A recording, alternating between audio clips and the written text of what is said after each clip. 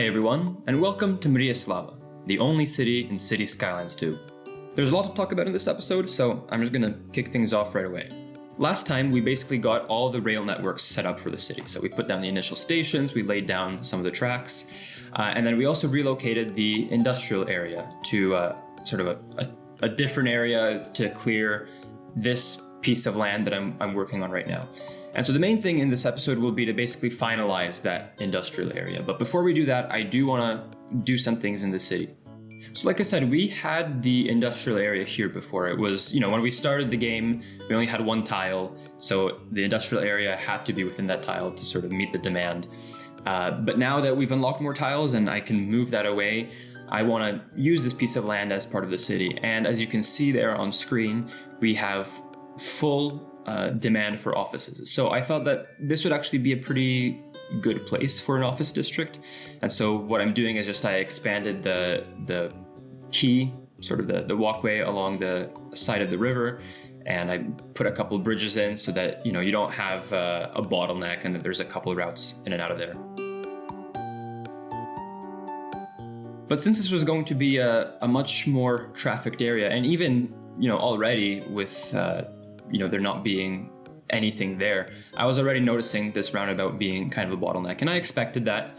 So what I wanted to do is actually try creating a custom roundabout. So obviously there's the roundabout tool now where you can just place a roundabout on any sort of node. But you can also still make roundabouts yourself, of course. And when you do that, it gives you a lot more flexibility, as you'll see here. So what I'm doing is I'm basically creating a roundabout with the highway roads, because the highway roads just merge with each other really, really nicely. So then you can create, entrances and exits to the roundabout like this that just merge perfectly. And, you can pick what lane. Part of this is for traffic reasons, but also I've been seeing what some other creators have been doing in their cities, in City Skylines 2, and I was just like, I'm really not taking full advantage of all these new road tools, and so I kind of wanted to challenge myself a little bit and build something more complex. The only real downside to the method I'm doing here is that it's all with highways, so they also all have highway speed limits. Cars will automatically slow down, because they're making a curve or they have to yield to other traffic. But, there's nothing like Traffic Manager President Edition like we had in City Skylines 1. I can't, set a speed limit myself. But really, other than that, it's, it works perfectly. I guess it would be great if we could either change the speed limit ourselves, or if there were non-highway roads with the same merging behaviors. Because if you use the regular city streets, they have sidewalks and it works a little bit differently. But on the topic of sidewalks, that was the next thing I did here with this roundabout. So after all the roads were connected up, I put down where I wanted the sidewalks to go. And you can't connect them directly to the roads, like you can't have it right next to it. So I have them, a little bit further back, and it creates like sort of a grass divider between the actual sidewalk and the road. But the sidewalks are really nice to work with. I like that they're, so much thinner than the huge, like 8-meter wide ones we had in City Skylines 1. And you can also do stuff like this, where you just drag it through a road and you get a crosswalk and a perfect little crossing.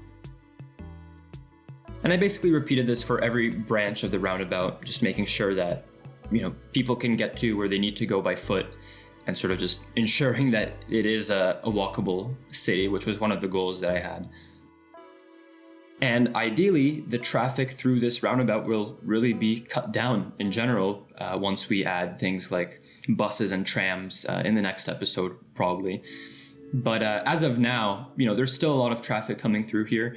And in hindsight, the one sort of roundabout lane in the very center was not the best way to go and was a bit of a bottleneck, but the replace tool just works perfectly. And all I did was I upgraded that to a 2-lane instead of a 1-lane. And that was really all I needed to do.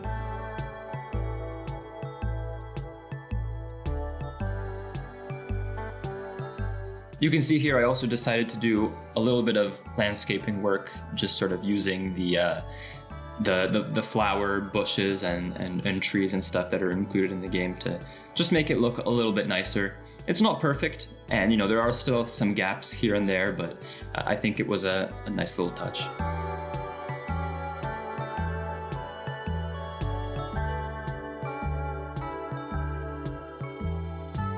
So like I said, the point of this was to challenge myself a little bit, but all things considered, it really wasn't that hard. And I can definitely see myself doing more sort of mini projects like this around the city. But anyways, roundabout aside, the next thing I wanted to do here is to grade separate these train tracks. They were grade separated already before, but basically it was the train tracks going over the highway instead of the highway going under the train tracks. It just didn't feel very realistic to me for trains to have to go, up and down this bridge instead of cars just ducking under it. So generally when you're talking about modal priority, whoever has to change their direction of travel has less priority. They're the ones yielding to the other form of transit. This is something we see in things like raised crosswalks, where basically pedestrians get to stay on sidewalk level while they cross the street, and cars have to step up to the level of the pedestrians, right? They have to go over the bump and slow down and everything. And in that way, you're prioritizing the pedestrians. So it's the same kind of idea here where the railroad doesn't have to, go over the road. It just continues straight through, and it's the highway that needs to go under and pass under those tracks.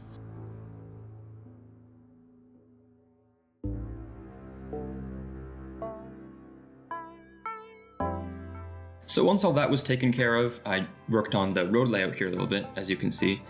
And I'm really just continuing the same train of thought as I had with the rest of the downtown, which is creating something sort of grid-like, but not a perfect grid. And yeah, I basically have this main road coming from the roundabout, which acts as like the backbone, so to speak. But really, it's nothing too complicated. What I did try to think of while I was doing this is just keeping it walkable, because like I said, that was a pretty big goal for me.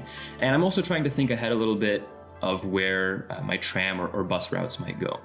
So, I have some ideas of where those might go in the future, and that was just something I considered when I was doing that. But all in all, yeah, it's pretty run-of-the-mill stuff, so I don't want to linger on that for too long. What I do want to show a little bit is some additional track work that I did. So we do have that train station there in that office area. And what I wanted to do was connect up all those sort of loose tracks that are sitting there. So the train station in City Skylines 2, when you put it down, it has 3 sets of double tracks.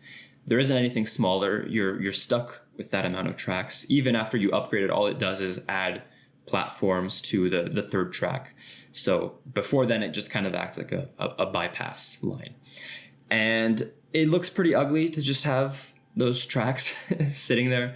So I thought I might as well connect them up, and I do have a usage for them. Basically, what I ended up doing is making a line between the main train station and the train station in the office area there.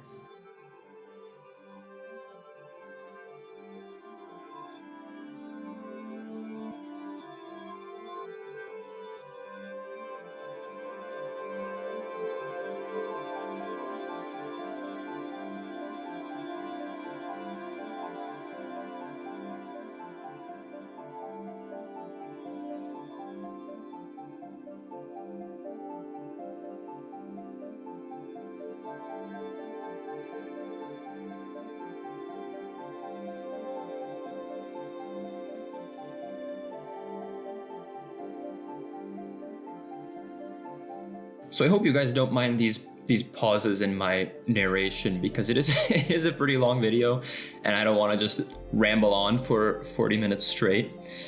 I was really happy with the reception to the last 2 videos, and that people are liking this more relaxed format of just me talking and footage not being as sped up as I used to do in the past. But I am still experimenting with it a little bit, and hopefully for longer videos like this, the less chaotic narration is a little bit better. But one thing that I did want to talk about what I'm doing on screen right now is just that you'll see in this episode that issues with the road tools become kind of a common theme. Not necessarily that they're not working right, but just how finicky they are. The new road tools are great. I've said this many times. I love all the new stuff, and just how much they let you do. They let you do a lot more than you could do in City Skylines 1. The problem is getting them to do what you want can be a little bit tricky sometimes. So when I was laying that elevated portion of track right here, getting both tracks, because I was using the parallel tool, getting both of those tracks to have the same abutments or the pillars in the right place was really hard. And actually, pillars are a weird one in the game. It feels like they're spaced out a little bit too long. So I think on that entire stretch of elevated track, there's 0 pillars. So it's either they're using some insane engineering in there in the core of the track, or the pillars aren't rendering right. So I don't know.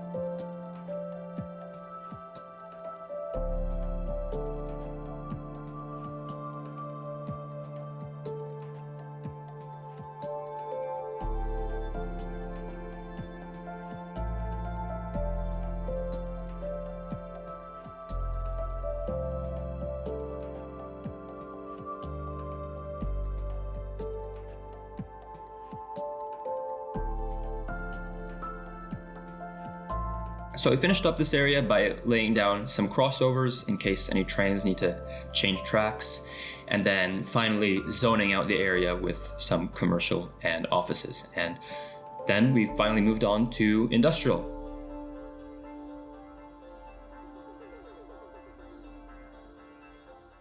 So one of the main things I wanted to build in this episode was the cargo harbor, but as it turns out, it was a little bit more expensive than I had on hand, so I had no choice but to take out a loan from the Chinese mafia.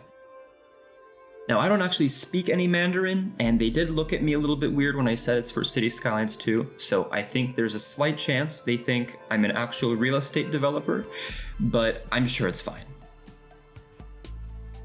Now, once I had secured my black market yuan, I proceeded to build my cargo port here in this area that I had carved out from the hill. And that's one of the things. So in Grunstadt, everything was flat terrain. That's how I made the map, because I didn't want to bother with working with the terrain. But it did end up making the city look kind of boring, and it wasn't that challenging. So one of the things that I said to myself when I was planning making the city here is that I want to work with the terrain as closely as possible. And so I am using the landscaping tools here and there, but I am trying to minimize that and work with the existing terrain as much as possible. I needed to have the cargo port down first just because I needed to sort of plan around it and know where everything would be. So once I had that, I went ahead and deleted basically the temporary industrial area I had set up. And then I finally proceeded with laying out these roads. So I'm using one-way roads here to make sure that I have a good flow of traffic through the cargo port. And because of this terrain difference, I thought something cool would be if, it's split up like this, where basically the other side is like a fill road and you have this big retaining wall. I don't know, it might have, I might have made it a little bit too tall. Maybe I should have stepped down the terrain a little bit, but it worked fine in the end. And I don't know, I think it does look cool.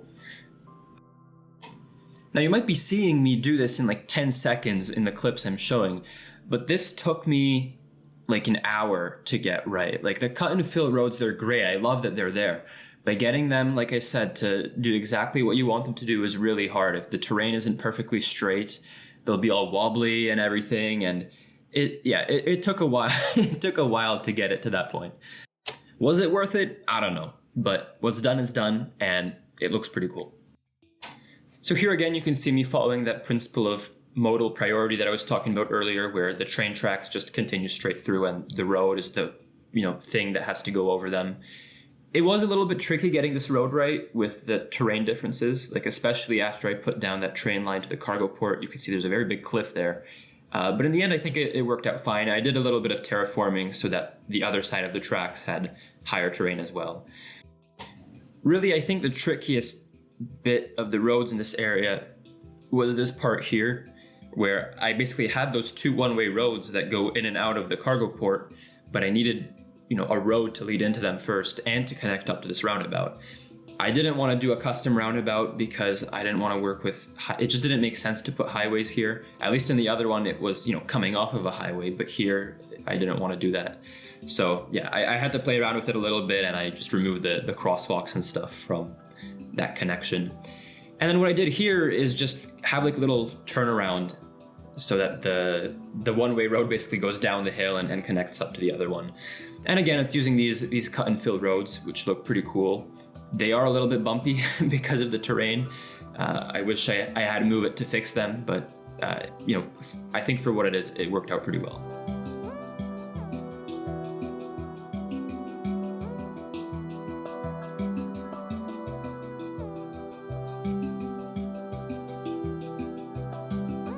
So after I finished up with the cargo port, the next thing was to plan out where I actually wanted the zoned industry to be, because I mean, look at that yellow demand bar. We had to take care of that.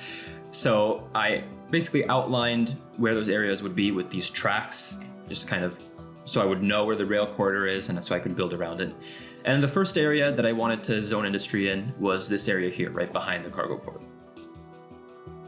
Now, because I want to follow the terrain as close as possible, I had this idea to use these terraced steps with the cut and fill roads to kind of gradually increase the height and go up the hill. And TDW, and I'll link his channel down below, was kind enough to show me his method for doing this. So TDW, I don't know, this man is crazy, but he's like the cut and fill master. I don't know how he figured out how to do these things, but it is, it is really time consuming to get all of this right. Like, I can't wait for Fine Road Tools 2, where you can just choose whatever road type you want, because when I said the road tools are finicky, I mean, I must have spent like 2 hours on this part of the build alone. And yeah, basically the first part of this method is you lay down the guidelines for your roads. So you kind of have like a flat layout of where you want your roads to be. So that's what I'm doing here. Now, in the end, I don't even know if it was worth doing this here, because the terrain of the slope really wasn't that steep, but it was cool to try out. That being said, though, I don't know if I'm ever going to do this again, just because of how hard it is to get right.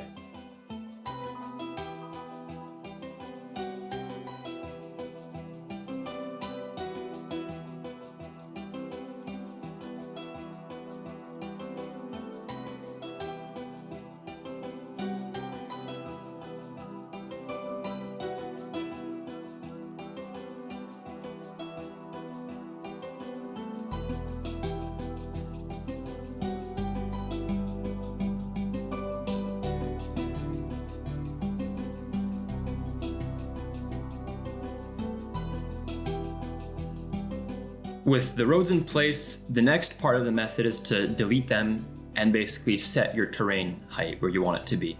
So you basically want the change in height to be right on the middle of where the road is. So you can kind of see on screen there what I mean by that. And basically that means that on one side of the road, it'll be level with the terrain, and on the other, you'll have that retaining wall. Sometimes that change in height isn't enough though, so you can see here I dug like a giant trench so it would detect that sharp drop and put the retaining wall down. But after you spend all that time doing that and you fill everything back in, it's pretty nice, and you're left with a pretty nice landscaped area.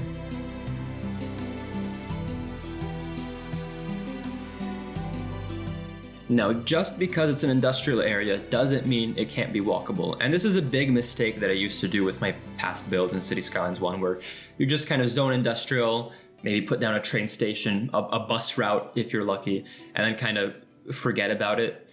But I did try to put a lot more effort into thinking of how people would get to their jobs here, and just in general, making the area nicer. So I put down some paths that connect all the different roads up, and I started zoning out the rest of my roads. One of the things I noticed when I was looking at references for how I'd be making this area is that a lot of industrial areas, especially in Europe and rural regions in Europe, they don't have sidewalks everywhere, which, obviously looking back on it now, it makes sense. You don't need those sidewalks everywhere because it's not a highly trafficked area by pedestrians. They'd just be going to and from their jobs. And so that was something I tried to kind of reflect here, where I'm using these alleyway streets as the main streets that all the buildings are zoned on, and then the main street, or like the collector street, becomes just that regular 2-lane city street with sidewalks.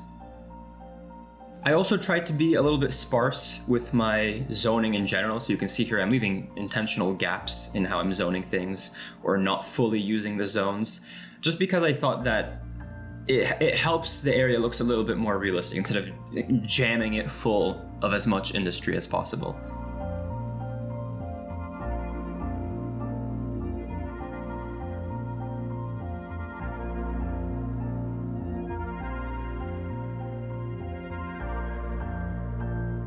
I also ended up having some extra space underneath the bridge here that the tracks go under. And so I figured a cool little thing to have would be like this little dirt road that goes by the tracks.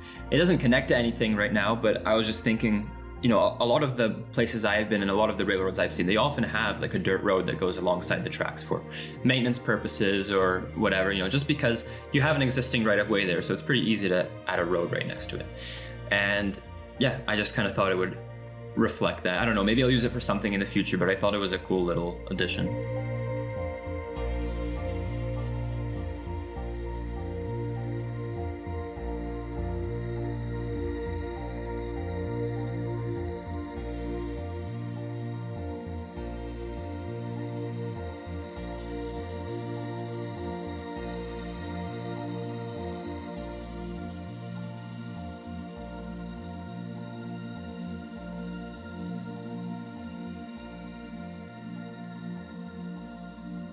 The next thing to do was to lay out the roads for this largest part of the industrial area. And so again, I'm using these narrow alleyway streets. And because this area is right on the water, I wanted it to have that kind of signature industrial look with, where the terrain sort of follows the roads. And so what I'm going to be doing is making the terrain sort of conform to this layout I've made with the roads. So I'm drawing everything out first just to get the shape that I want. And then I go in and terraform everything. Now I didn't want the border between the water and the land to just straight up be this like narrow alleyway road. I wanted it to be pedestrian, so that people can walk along and they have a nice little view of the sea. And so what I ended up doing is using these sidewalks as quays because they have the retaining walls on the side as well. And so that's like a nice little path that will go around the industrial area.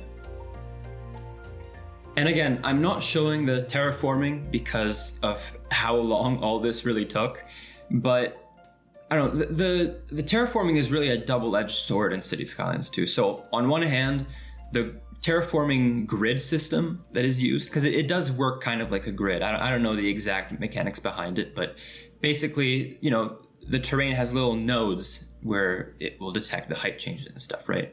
So it's a lot finer than it is in City Skylines 1. So you can get more finer control over the terrain and exactly how it looks. But this also means that getting it to do exactly what you want it to do, much like the road tools, is a little bit tricky. And so I did spend a good amount of time making sure that the terrain in this area is level like I want, and especially where the quays are that I made, getting the land there correct so it doesn't clip or so that there's no weird dips did take a little bit of time.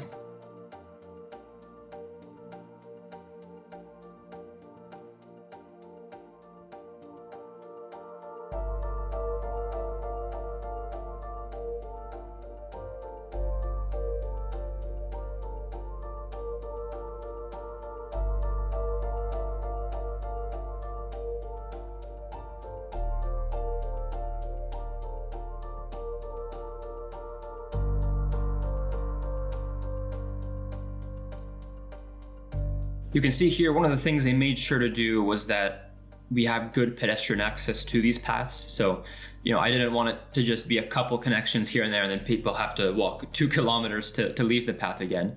So I made sure that there was ways to get off the path, intermittently.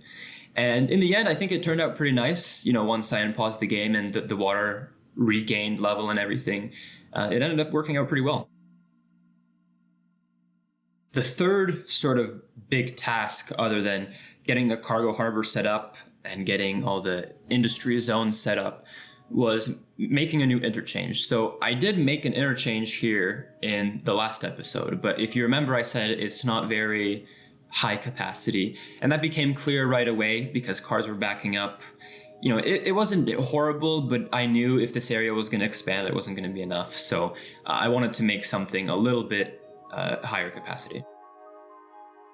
What I ended up settling on was a Dumbbell interchange, which basically just has 2 roundabouts on either end.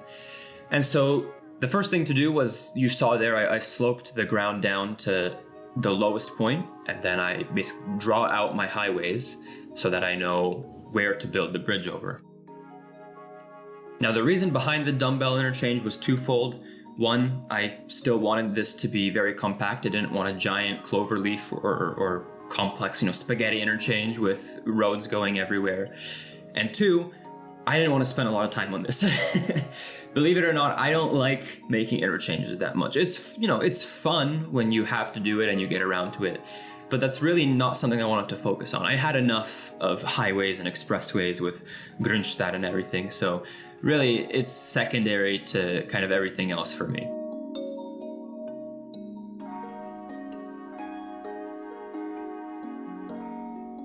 I really don't have much to say about this interchange that I haven't said before.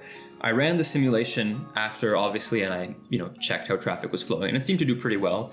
There's a slight chance that we might need to upgrade it again in the future, but I think if worst comes to worst, then we'll really just have to upgrade the on-ramps and off-ramps to be 2 lanes instead of 1 lane and upgrade the size of the roundabout or something.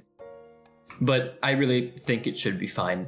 And ideally, we won't have that much car and truck traffic here in the first place because we have a passenger train station there, we have the cargo terminal, we have the cargo port.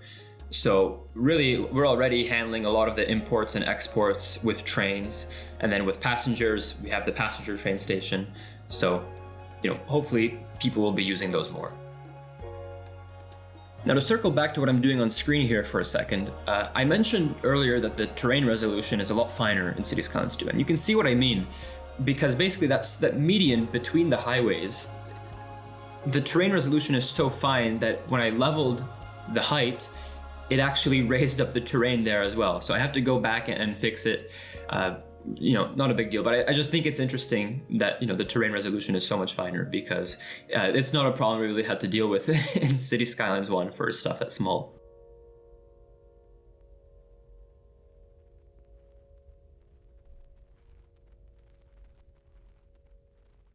And here you can see me building those roundabouts before I move on to building the on and off ramps.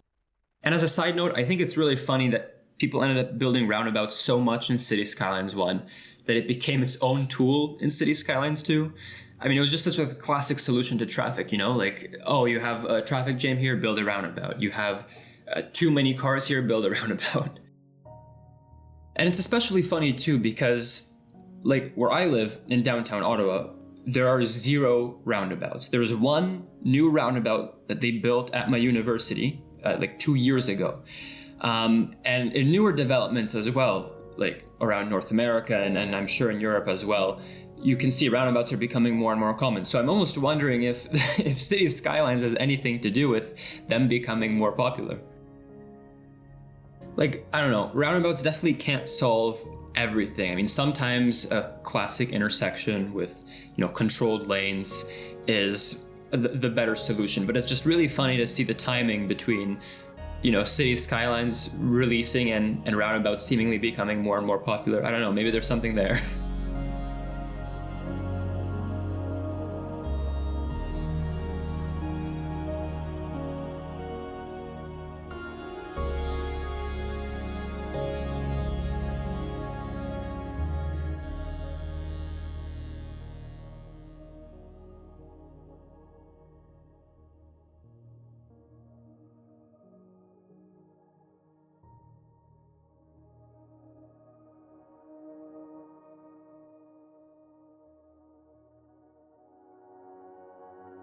The more I play this game, the more I find that I'm enjoying it, despite the issues that I had with it that I mentioned in my first episode.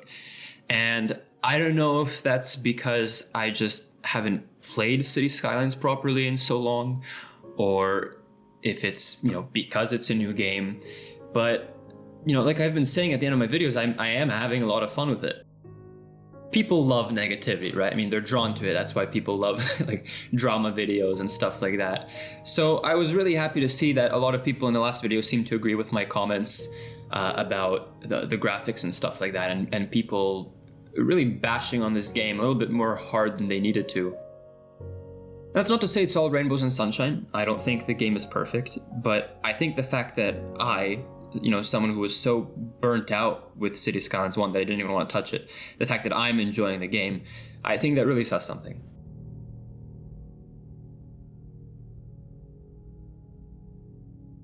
If you haven't noticed already, Paradox has increased the time limit on these videos from half an hour, like the last two videos, to 1 hour. But I'm very curious to hear what you guys think, if you prefer the shorter videos or if you like the long format stuff. So, just leave a comment, let me know. That's one of the things I've always stayed true to on this channel, is listening to feedback from you guys. And I do read every single comment. So, if you have a preference, let me know, and we'll try to stick with that for the next videos. It's really a mixed bag with City Skylines content because it is such a specific content. It's focused on one game, and the videos do tend to be longer. I personally prefer the shorter stuff. Maybe my attention span just isn't that long. But the nice thing about the longer videos is that you can, squeeze more footage in, and if that's something you're interested in, if you like seeing the process behind all that, then there it is.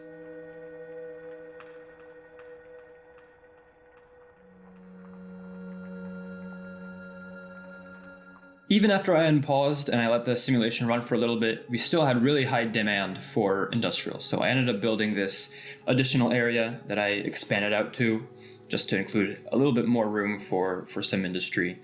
And again, I'm just following the same kind of principle I've been following with the rest of the areas, to give enough zoning for everything and stick with something very grid-like. At least in this industrial area, I am trying to stick with the grid a little bit more, because I don't know, first of all, the references I've looked at, they do tend to be pretty grid-like. I don't know if there's a reason behind that, but that's just what I noticed. And I think it also makes sense. It feels more pre-planned. Like that's how industry often feels, right? It's very artificial. And I think that having those very precise grids kind of adds to that feeling. So even with all of this zoned out, it's not going to be enough, like even in the short term, I think. So I don't know what we're going to do with that, because there's only one type of industrial zone. Like there isn't low, medium, high, like we have with like commercial and residential. We do have the industrial areas, like agriculture and ore mining and stuff like that. But I think what we'll probably do in the future, and this sort of goes with low residential as well, because if you build some medium or high density residential and then your low density residential, the demand for it jumps up like twice as much. So I think what we'll probably do is we'll build like little villages along the highway just to take care of that demand, with some low density residential and some industrial, off to the side as well. And I think that'll really help us not only fill the map out and make things feel a little bit more realistic, but also take care of that demand that we're seeing.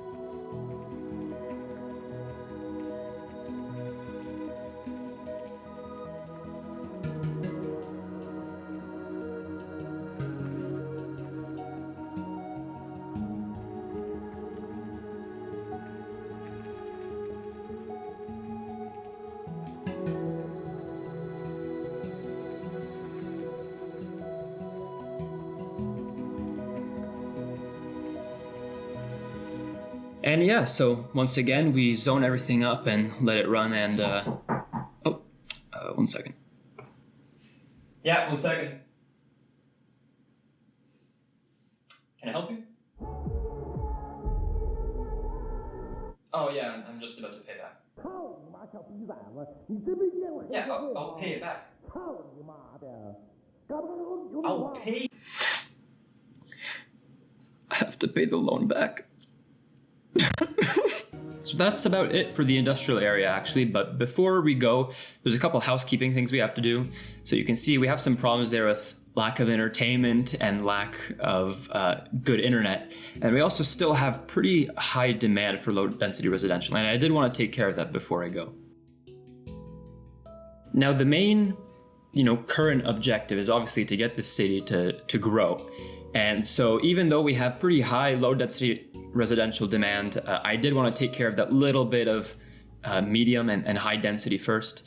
So what I'm basically doing is just kind of expanding the density outwards. So I'm zoning some more mixed residential along this main road, and then some medium density after that, and then after that, some row housing. So it's this gradient going from high to low. And then I also, at the end, I ended up going around and we had a couple empty zones near the crematorium, and I filled that with some low density residential to try and help with that demand. But like I said, it didn't really help all that much, and then in the next episode we'll probably have to make a couple of those little villages to take care of that.